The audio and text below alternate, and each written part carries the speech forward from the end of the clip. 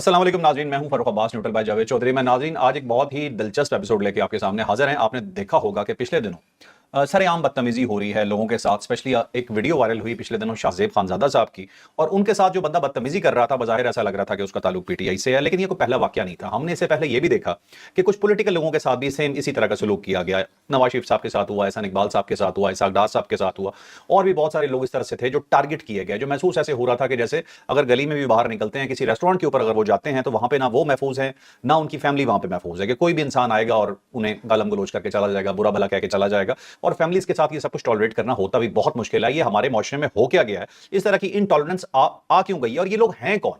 Specially इसमें जिक्र किया जाता है कि इन लोगों का ताल्लुक जो कर रहे हैं ये पब्लिकली सब लोगों को इंसल्ट कर रहे हैं, इनका ताल्लुक पीटीआई से है।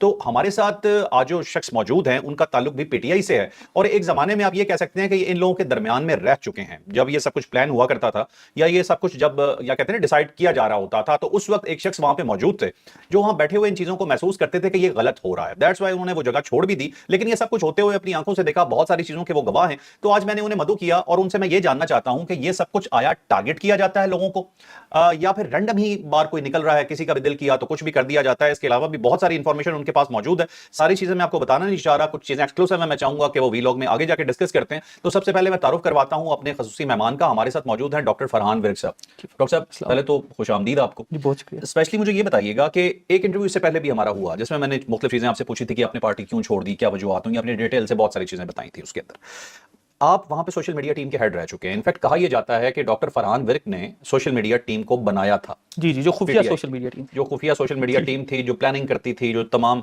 चीजों को एग्जीक्यूट करवा रही होती थी। और इमरान खान साहब आपके बड़े वो क्या कहते हैं ना कि फैन भी थे, आपको शाबाशें भी देते थे बहुत ज्यादा।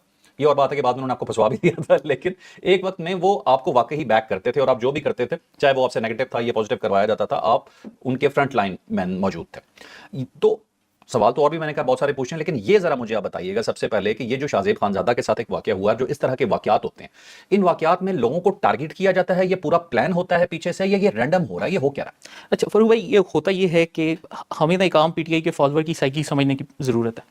बुनियादी तौर पर पीटीआई ने जिस माशरे के एक सेगमेंट को अट्रैक्ट करने की कोशिश की थी, ये वो लोग हैं जिनको माशरे में इग्नोर किया जाता है, जिनको तवज्जो नहीं दी जाती। ठीक है, मतलब इसमें अब बेसिकली दो ही क्लासेस हैं।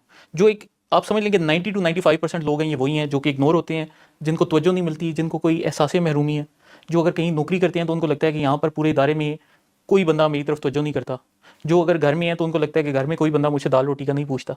आप अपने ज़हन में ना ऐसे फिगर्स को दौड़ाएं तो आपके ज़हन में ऐसे कई चेहरे आएंगे जिनको इग्नोर किया जाता है, वो उनको इमरान खान ने अपनी बयानी से इकट्ठा कर दिया। ठीक है, तो इन सब में आपको एक म्यूचुअल सेंस ऑफ एहसास महरूमी आपको एक नजर आएगा। ठीक है, ये इनमें पाया जाता है। और जो बाकी मैंने आपको बताया 5% कौन है, वो मैनिपुलेटर्स या डिसीवर्स हैं। ये वो लोग हैं जो कि इसमें ऊपर बैठते हैं और उनको पता है कि ये जो 95% हैं ये एहसास महरूमी है, तो हम इनको कैसे एक्सप्लॉइट करेंगे। इनमें फिर आपके पास वो यूट्यूबर्स आ जाते हैं, या सेकंड ईयर की लीडरशिप आ जाती है, या फिर इमरान खान खुद जो कि सबसे ऊपर इस पूरे प्लेटफॉर्म में आते हैं। अब इन लोगों में जो एहसास महरूमी है उसमें क्या होता है कि इनको फिर बताया जाता है कि यार तुम कुछ ऐसा करो जिससे लगे कि तुम अहम हो, तुम एक शो करने के तुम इंपॉर्टेंट हो ना। तो फिर वो सोचते हैं कि हम कैसे इंपॉर्टेंट हो सकते हैं। फिर एक तरीका ये आता है कि जी आप ना सोशल मीडिया पर जाएं और मुखालिफिन को ना गंदी गालियां देनी शुरू करते हैं। अब वो पीटीआई वाले आएंगे, वो जी कोई शाहजेब खानजादा गंदी गालियां दे रहा है, कोई आसमा शराजी को दे रहा है, कोई किसी को दे रहा है, किसी को दे रहा है। अब सबको जी गालियां जाती जा रही हैं। अब अचानक की आसमा शराजी साहब आती हैं और वो कहती हैं कि ये कौन है, इसके खिलाफ मैं साइबर क्राइम का मुकदमा करवाऊंगी। वो जो पीटीआई वाला है वो कहेगा यार मुझे तो सोसाइटी में इग्नोर किया जाता था, मुझे ऑफिस में इग्नोर करते थे, मुझे घर में इग्नोर करते थे, यहाँ पर तो आसमा शराजी वो जो टीवी पे आती है और शो करती है वो मुझे कोट कर रही है। तो उसके जो सीना चौड़ा हो जाता है। बाकी जो उनसे सारे हैं वो कहते हैं यार हम तो एहसास महरूमी के मारे थे, इस बंदे को देखो इसने गालियां दी और ये किधर पहुंच गया, हम भी यही करते हैं। तो वो जो सा है वो एक सेल्फ प्रोपेल्ड हेट मशीन जो सी है वो आपके सामने आती है, जो कि कोई भी बंदा अकम्प्लिश्ड होगा। ये शाहजेब खानजादा नहीं, बेशक पीटीआई के अंदर ही कोई बंदा अकम्प्लिश्ड हो जाए, वो हर उस बंदे को नीचे करने की कोशिश करते हैं। ये एक म्यूचुअल पूरी पार्टी की साइकोलॉजी बन चुकी है। आप देखें शेर अफजल मरवत ऊपर आता है, सारे मिलकर चढ़ दौड़ते हैं उसको नीचे गिरा देते हैं। कोई यूट्यूबर ऊपर आता है, सारे मिलकर चढ़ दौड़ते हैं, वो कहते हैं ये कैसे ऊपर आ गया, ये तो फ्रॉडिया है, ये तो ये। तो वो एक साइकोलॉजी ही हेट्रेड की बन चुकी है। अब ये है कि जो टारगेट की जहां तक बात है, अब उनको टारगेट नहीं दिए जाते। अब उनको ऑलरेडी टारगेट्स उनके सामने आइडेंटिफाइड है कि क्या टारगेट है जी, बंदा जो है कामयाब होना चाहिए, मशहूर होना चाहिए, उसकी कोई माशरे में इज्जत होगी, या उसके पास पैसे होंगे, बस जी ये एक बंदा जो है हमारे लिए एक टारगेट है, वो मतलब अगर पार्टी के मुखालिफ है तो सोने पे सुहागा है, फिर तो हम खुलेआम टारगेट करेंगे। हाँ, अगर पार्टी के साथ है फिर हम जरा ढके छुपे अल्फाज में टारगेट करेंगे, लेकिन वो टारगेट होगा। अच्छा, इसके अंदर मतलब ये है कि जो भी रैंडम सड़क के ऊपर अगर किसी को टारगेट इस वक्त किया जा रहा है तो सिर्फ उसकी प्रोफाइल देखी जा रही है कि अगर उसकी प्रोफाइल बड़ी है और जो उसे टारगेट कर रहा है उसे टारगेट करने से उसे फायदा होगा तो फिर ही पीटीआई का वर्कर वो करेगा, या कोई भी इस तरह का जी इंसान जी, वो मतलब जैसे एक बंदा है बेचारा साफी है, उसकी फैमिली को एक पीटीआई का वर्कर गालियां देता है और वो साफी कहता है यार इस बंदे ने मुझे हरास कर दिया। अब क्या बाकी जितने लोग एहसास महरूमी के मारे हैं वो कहेंगे यार ये देखो ना इसको इंपॉर्टेंस मिल गई। मेन चीज है इंपॉर्टेंस मिलना। अब वो जो बंदा है जिसने शहज़ेब खानज़ादा साहब के साथ ये वाकया किया, वो बाकायदा सामने आ चुके हैं, कैनेडा में है, कोई रियल स्टेट चलाते हैं और पीटीआई का वर्कर है, ठीक है। अब आप अंदाजा करें कि आज उसका इंटरव्यू मोहित पीरजादा साहब कर रहे हैं, वो भट्टी साहब जो हैं। जी जी, मोहित पीरजादा ने उनका इंटरव्यू किया। अब क्या हुआ है कि वो जितने बाकी एहसास महरूमी के मारे वो कह रहे हैं यार देखो ना इसको सारे इग्नोर कर रहे थे, इसने शहज़ेब खानज़ादा गालियां दी, आज मोहित पीरजादा के साथ बैठ के इंटरव्यू दे रहा है। ठीक है, तो बाकी को फिर क्यों नहीं मोटिवेशन होगी, वो बाकी सारे भी यही करेंगे। तो इस तरह से तरीके मोटिवेशन आती है। जी जी, मतलब ये जो ट्रेड्स हैं इनकी 95% आबादी में पाए जाते हैं। मैं जितने व्यूअर्स हैं मैं चाहता हूँ आप सोचें अपने ज़हन में, और मैं ये कोई आम सपोर्टर की बात नहीं कर रहा। एक होता है वो सपोर्टर जो कि है नहीं है, मतलब न्यूट्रल माइंडसेट के साथ है, वैसे इनके साथ है। एक है जो हार्डकोर आपको नजर आएगा, एक कल्ट सपोर्टर है जो कि मरने वाला है, जो कहता है मैं सड़कों पे जाऊंगा, मैं धरने दूंगा, ये है तो वो है, जो कि दोस्तों रिश्तेदारों गालियां निकालता है पार्टी के पीछे ना। मैं आपको उसकी सोच बता रहा हूँ। ठीक तो है। ये नहीं कि वो लोग जो न्यूट्रल हैं या थोड़े से फ्लिप फ्लॉप करते हैं, मैं उनकी बात कर रहा हूँ। आप पीटीआई की एजेंसी रह चुके हैं, इंटेलिजेंस एजेंसी थी पीटीआई की, जी, आपने जी। खुद लास्ट टाइम ये माना था इसके इमरान ऊपर खान उसका। इमरान खान अभी black है। इमरान खान, ठीक है। उन्होंने तो अभी खान साहब ने कभी आपको कोई टारगेट दिया था या पार्टी ने कोई टारगेट दिया था कि इस बंदे के खिलाफ कैंपेन चलाओ, जिसके खिलाफ कैंपेन चलेगी जारी बात है कि सारा वर्कर उसके पीछे हो जाएगा, ऐसा हुआ करता था? जी जी, ये तो मतलब रेगुलर था। इमरान खान जब तक जेल से वो मतलब हमारे साथ जो टाइम गुजरा 2014 से लेकर 2018 तक है ना, उस अरसे के दौरान वो प्रॉपर हमें टारगेट्स आइडेंटिफाई करके बताते थे। ये जैसे एक उमर चीमा साहब हैं, जर्नलिस्ट हैं बड़े मशहूर, उन्होंने एक मरतबा ट्वीट किया था कि इमरान खान का कोई दोस्त है बनी गाला में और पता नहीं उसको कोई डेथ हो गई ना, तो ये कह रहे थे कि कोई इन्होंने कोई ड्रग्स किए हैं या क्या किया है। तो वो जी हमें लॉन्च कर दिया गया कि जी तुम लोग जाओ और इसको गालियां दो, और इसको तब तक गालियां देनी है जब तक ये ट्वीट डिलीट नहीं करता।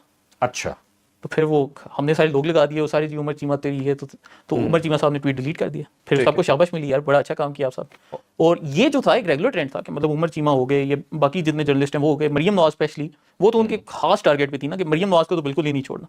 ठीक है। तो वो उनको मतलब वो रेगुलर टारगेट्स देते थे, और वो करते क्या है कि वो हर टीम को अलग-अलग टारगेट देते हैं कि एक टाइम में 4 टीमें हैं, तो एक ने ये करना है, दूसरे ने ये करना है, तीसरे ने ये करना है, चौथे ने ये करना है, और उनकी पूरी तवज्जो थी। ठीक है, और ये सबको कमांड खुद करते थे? जी जी, सोशल मीडिया टीम डायरेक्टली उनके अंडर कमांड थी। वो एक एक बंदे को, मतलब एक वो बंदा है जो कि ऑफिशियल पोजीशन पे और एक वो है जो कि अनऑफिशियल है, सबको वो खुद बता रही है कि तुमने फलाने करना है, तुमने फलाने करना है। तो इस वक्त ये काम कौन कर रहा है? इस वक्त क्या है कि वो जो पूरा एक सोच है ना वो अब पेनिट्रेट कर चुकी है ना, जैसे मैंने आपको अभी साइकोलॉजी के हिसाब से बताया ना, अब वो एक फीलिंग उनके अंदर वो सरात कर चुकी है फॉलोअर्स के अंदर। ठीक। अब वो टारगेट्स ऑलरेडी आइडेंटिफाइड है, लेकिन बंदा कामयाब होना चाहिए, और बंदा जो है ना उसकी कोई ना कोई अचीवमेंट होनी चाहिए कि अगर उसको वो मुझे जवाब देगा तो उससे मेरी भी सोसाइटी में इज्जत बनेगी। अब सिर्फ ये सोच है। अभी जो पीटीआई का सोशल मीडिया हैंडल है, जो पीटीआई ऑफिशियल है, इसकी लैंग्वेज चेंज हो गई है। आपने देखा होगा कि उस लैंग्वेज में मैंने ये देखा कि बहुत बड़ी फौजी शख्सियात को, सियासी शख्सियात को बहुत बुरा भला कहा जा रहा है, बहुत बुरी लैंग्वेज यूज की जा रही है। ये अचानक लैंग्वेज क्यों चेंज हुई है, ये टोन क्यों बदल गई? ये फरूख भाई लास्ट टाइम जब आप मेरे साथ बैठे थे तो आपने मुझसे मैंने आपको बताया था डोपामिन थ्योरी। हाँ जी। डोपामिन थ्योरी क्या है कि जब भी आपको सनसनीखेज बात सुनते हैं आपके दिमाग से केमिकल रिलीज होता है डोपामिन, जो कि आपको फीलिंग ऑफ प्लेजर देता है। और ये डोपामिन उस टाइम भी रिलीज होता है जब आप सिगरेट पीते हैं। जब भी आप सिगरेट, तो जो भी सिगरेट नोश है वो एक सिगरेट से शुरू करता है, फिर 2 पीता, 3 पीता, 4 पीता, 1 डब्बी पीता, 2 डब्बी पीता, वो आप देखते हैं उसकी ना इंटेंसिटी बढ़ती जाती है। क्यों बढ़ती है? क्योंकि दिमाग अब सेम अमाउंट ऑफ डोपामिन से दिमाग को मजा नहीं आता। ठीक है। तो अब दिमाग चूंकि एडजस्ट करता है, डोपामिन का इखराज बढ़ाने के लिए आपको सिगरेट बढ़ाने पड़ते हैं। अब लास्ट टाइम भी वो यही हमने बात की थी कि मैं आपको बताया था कि इमरान खान की जो स्टेटमेंट्स हैं आप उनको चेंज होता देखें कि हमें एक नया पाकिस्तान चाहिए, हमें वो पाकिस्तान चाहिए जिसमें बाहर से लोग नौकरियां करने आए। ठीक है, ये डोपामिन, अब आपकी डोपामिन बढ़ती जाएगी ना आहिस्ता आहिस्ता अगले स्टेटमेंट के साथ। अब अगला स्टेटमेंट आपका आ रहा है कि इस मुल्क में चोरों का एहतसाब नहीं होता, हमें चोरों का हिसाब करना है।